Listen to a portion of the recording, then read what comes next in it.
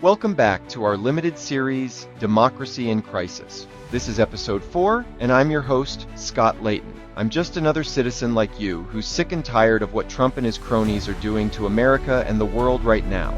In our first episodes, we've asked, have we forgotten the cost of forgetting? Have we stopped caring? And then, when is it time to go? All questions related to our current moment, the world we live in 2025. We ask these questions because we must.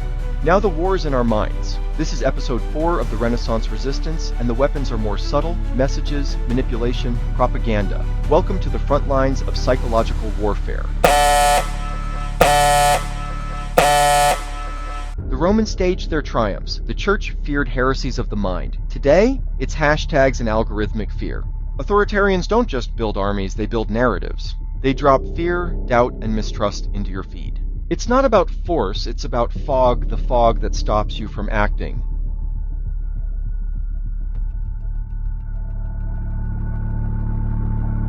Psychological warfare is real, and it's been used by dictators, armies, and today, by demagogues and algorithms. Here's how Trump and his band of lesser men do it. Doubt and gaslighting. Doubt your senses. When you question reality, you do nothing. Division. Whites versus immigrants. Rural versus urban. You versus them. Demoralization. It's all rigged. Nothing changes. I give up. That's one of their greatest victories. Desensitization. Nobody cares when scandals happen weekly. They drown in the next shock. Enemy manufacturing. Label someone an enemy of the people. Even if they won't surrender, they'll stay silent.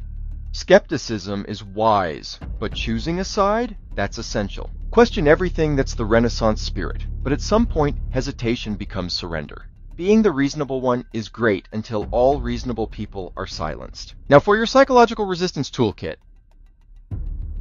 Freedom means everyone's rights, not just your tribe's. Redefine meaning. Democracy is messy, justice is uneven, but define them, name them, defend them. Show visibility. Speaking up, voting, mentoring. Resistance isn't always loud, but it's never silent. Tell true stories. Personal testimonies, immigrants' hope, nurses' burden, teachers' courage. Humans feel truth more than they hear it. Disrupt through calm. Counterage with reason. Calm voice, clear message, sometimes the strongest weapon. They expect chaos. We respond with clarity. Label it psychological warfare before they can weaponize your fear. They gaslight, you speak up.